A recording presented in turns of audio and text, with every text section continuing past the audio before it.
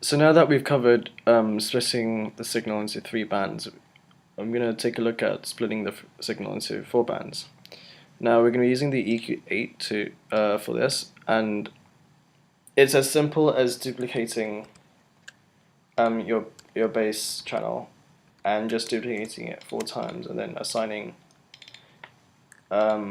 whatever kind of filter type, and then just moving it over, and then adjusting it from there. Now this isn't CPU friendly or anything, unless you've already bounced it to audio, but it's still quite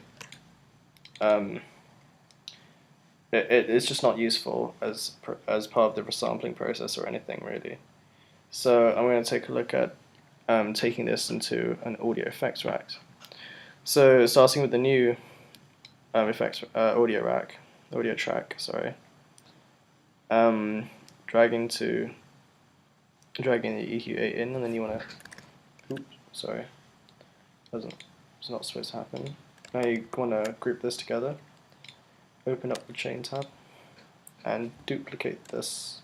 No, actually, no, don't duplicate it yet. So in the first channel, you want to select whatever you want, really. You can use the 4-pole.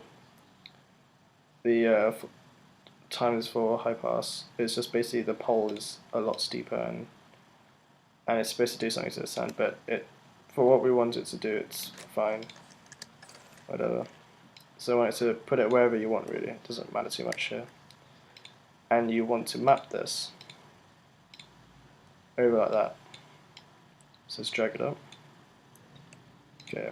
Now duplicate this over, and let's just name this highs before we cause any confusion.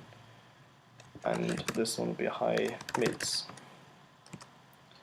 Now for this, you want to change the filter type into a low pass filter, and you want to do the same with the second band, except it's a high pass filter. So now you've got that, you want to map the frequency of the second band and move it around there. And now I'm going to duplicate this again. Let's rename this. Oh, sorry. Low mids. You don't need the first band anymore here, so you can disable that and change the low pass into a high pass. And create a third band and activate the third band and make this a high pass. And yeah, we can leave it at 100. And it will map the frequency of the third band up it over, move it up to 100 or whatever. And then you duplicate this, rename this the lows, and disable the second band, and change the third band into a low pass filter. So now you can move all these quite easily and adjust them without much hassle. And this is fantastic for so you can just like save it as your own audio effects tracks, and then just drag and drop it whenever you need to split your signals to 3 parts, so you can process 4 parts, so you can process it that way. I never have had to use 4 bands, but plugins like Homicide, they use 4 bands. So I guess some of you out there will be able to use this.